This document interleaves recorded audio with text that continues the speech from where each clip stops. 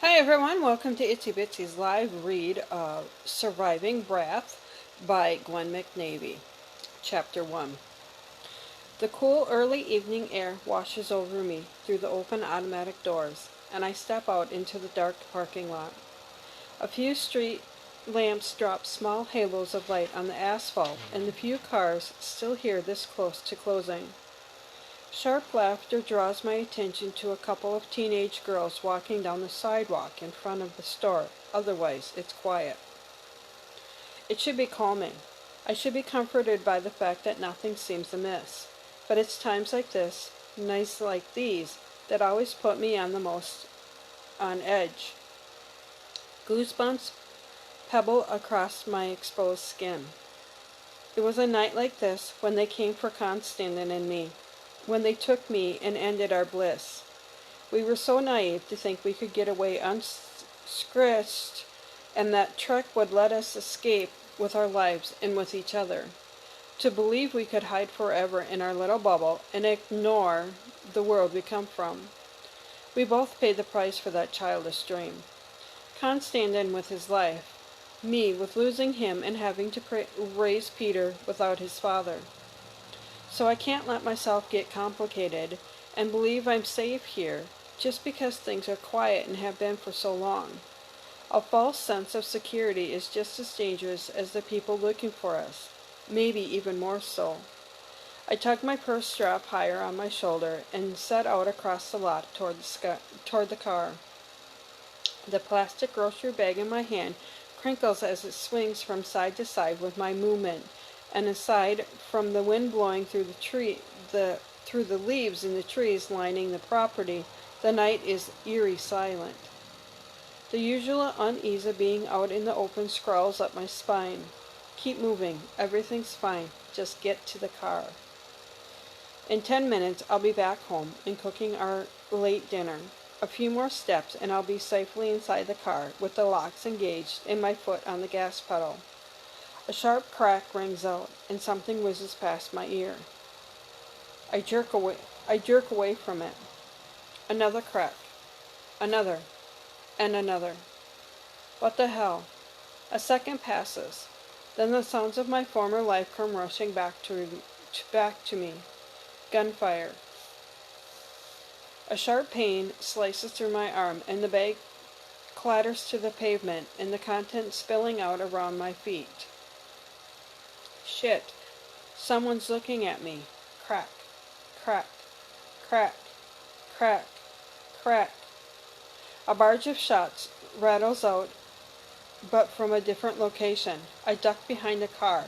Silence falls over the lot again. What the hell just happened?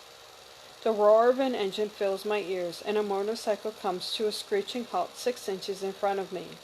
A massive man in black leather with a thick, dark beard and helmet pulled low over his forehead reaches out and grabs me.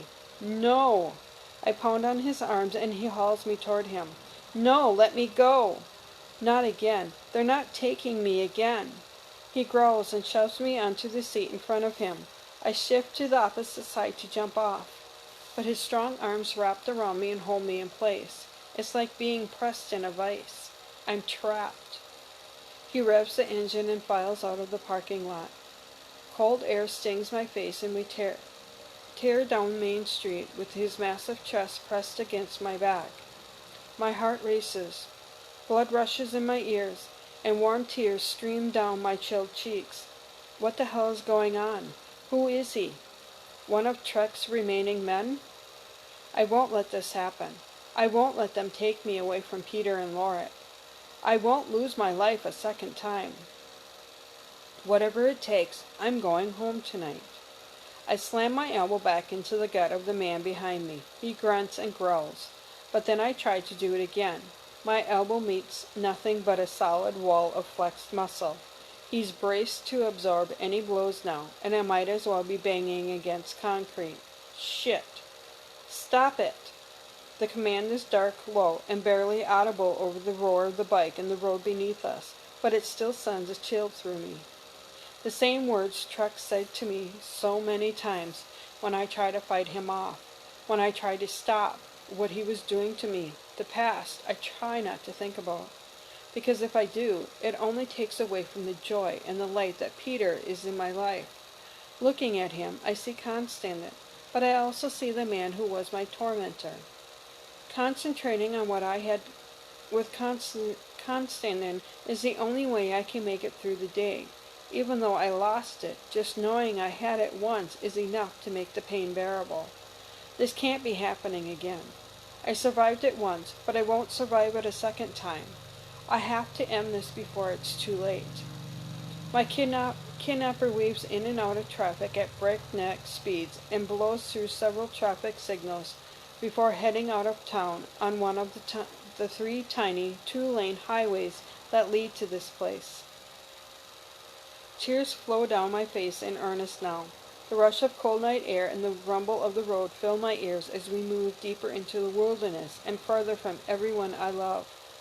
Where did things go wrong? We were safe. We've been safe for years. Lornick did everything he could to cover our trail. When we left Philly, we flew first to Pittsburgh, then to Cuba, then to Argentina.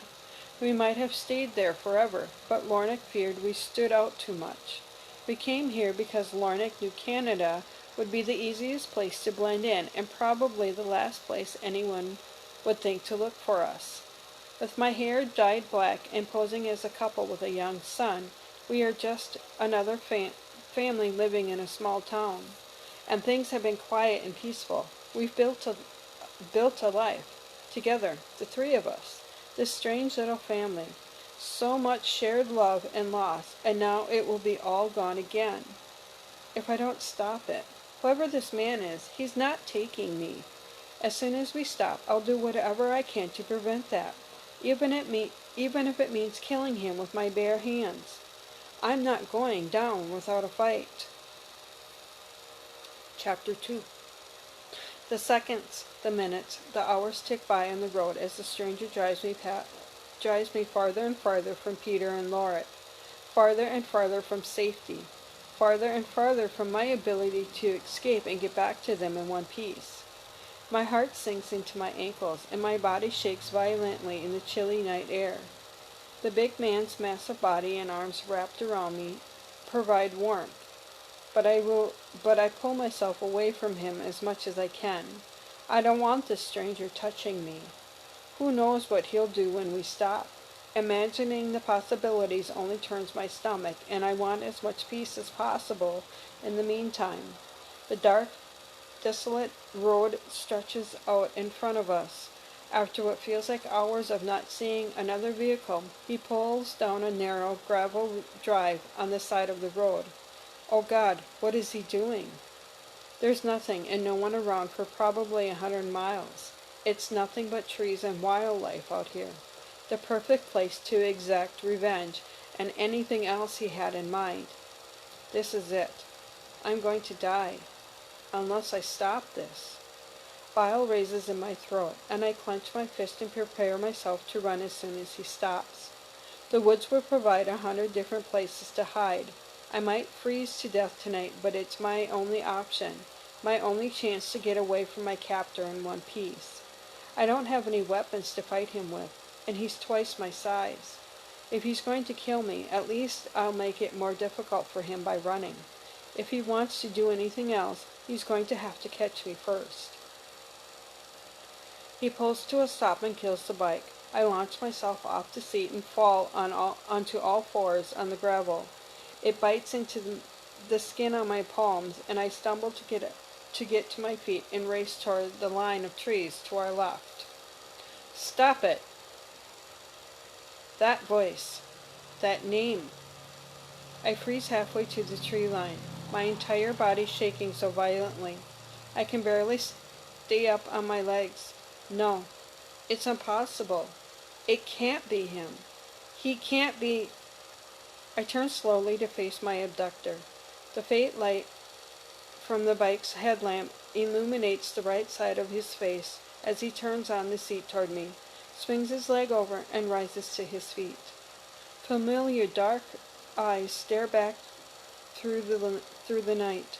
eyes I looked into every day for 2 glorious years before Trek took him from me.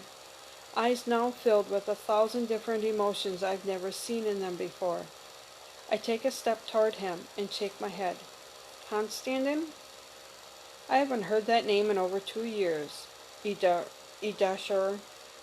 My heart screamed that name every second, every minute, of every hour, of every day since Lorna dragged me away from Constantin, kicking and screaming. The beard does an excellent job of hiding his familiar jawline and high cheekbones, but it's there, just beneath the surface. The face of the man I love, Peter's father. The man who died 2 years ago takes a step forward, but instead of running to him, I instinctively step back. How can you be alive? How can this be happening? He raises a hand. I'm sorry, but it had to be this way. There was no choice. No choice? You've been alive this whole time, and you never sent word? You never came for me? I shake my head as countless agonizing days and nights run through my mind. Ones when I can't even get out of bed.